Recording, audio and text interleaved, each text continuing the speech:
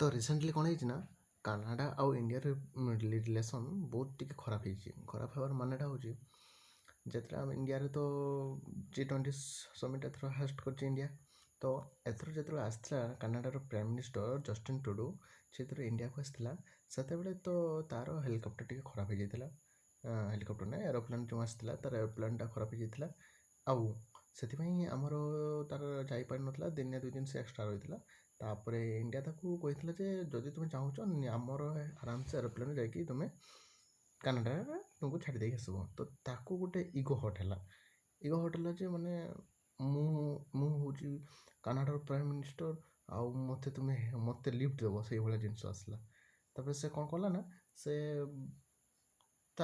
India ସହିତ ଟିକେ ସେ ଇଣ୍ଡିଆର ଆମର ଯେଉଁ ଖାଲିସ୍ତାନ ମୁଦ୍ଦା ଉପରେ ଟିକେ କହି ପକାଇଲା, ଯାହାଫଳରେ ଇଣ୍ଡିଆନ୍ ପ୍ରାଇମ୍ ମିନିଷ୍ଟରଟାକୁ ଟିକେ ପର୍ସନାଲିଟାକୁ ମାନେ କ'ଣ କହିବି, ସେମିତି କିଛି ନୁହଁ, କିନ୍ତୁ ଡିପ୍ଲୋମାଟ୍ ଇଣ୍ଟରନ୍ୟାସନାଲ୍ ରିଲେସନ୍ରେ ଟିକେ ସେ କଥା ଗୋଟେ ମିନିଂ ଅଛି।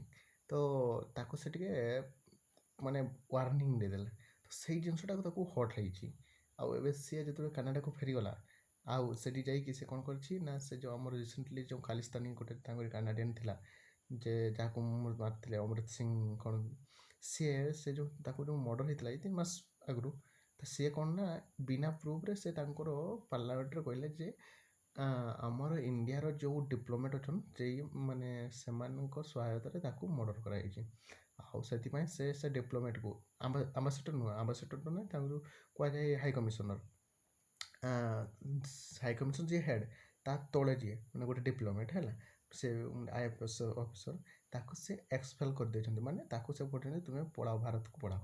ଆଉ ସେଇ ଜିନିଷଟାକୁ ଯେତେବେଳେ ଆମର ଇଣ୍ଡିଆରେ ଜିନିଷଟା ପହଞ୍ଚିଲା, ସେଥିପାଇଁ ଆମର ଫରେନ୍ ମିନିଷ୍ଟର ସୁବ୍ରମଣ୍ୟମ୍ ସିଏ ଆମର ଯେଉଁ ଇଣ୍ଡିଆର ଯେଉଁ ହାଇ କମିଶନ ଅଛି, କାନାଡ଼ାର ଯେଉଁ ହାଇ କମିଶନ ଇଣ୍ଡିଆରେ ଅଛି, ତାକୁ ଡାକିକି ମାତ୍ର 4 ମିନିଟ୍ର ଗୋଟେ ମିଟିଂ ହେଲା।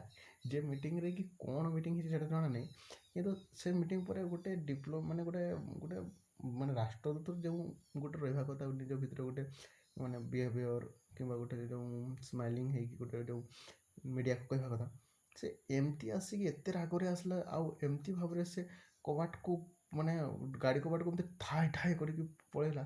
ମାନେ ଜଣାପଡ଼ୁଛି ଯେ କ'ଣ ତାକୁ ସୁଧା ହେଇଥିବ ନା ଏଇଭଳିଆ ଘଟଣା ଘଟିଛି। ଆଉ ବର୍ତ୍ତମାନ ତ ଆହୁରି ବହୁତ ନ୍ୟୁଜ୍ ଆସିତେ ବାକି ଅଛି। ଦେଖାଯାଉ ଇଣ୍ଡିଆ ଆଉ କାନାଡ଼ାର ରିଲେସନ୍ କେତେ କ'ଣ ଷ୍ଟେଜ୍କୁ ଯାଇପାରୁଛି। ବଟ୍ ବର୍ତ୍ତମାନ ସମୟରେ ଇଣ୍ଡିଆ ଆଉ କାନାଡ଼ାର ରିଲେସନ୍ ସବୁଠୁ ତଳ ଷ୍ଟେଜ୍ରେ ପହଞ୍ଚି ସାରିଛି। ଆଉ ଏଇଟା କେବଳ ଜଷ୍ଟିନ୍ ଟ୍ରୁଡୋର ପର୍ସନାଲ୍ ଇଗୋ ହଟ୍ ପାଇଁ ହେଇଛି, ଆଉ କିଛି ନୁହଁ। যেটা কি পুরা লଜିক্লেସ୍, ପୁରା ପିଲାପଣି, ପୁରା ଦଗଲା, ପୁରା ବଚପନା, ଆଉ କିଛି ନୁହଁ।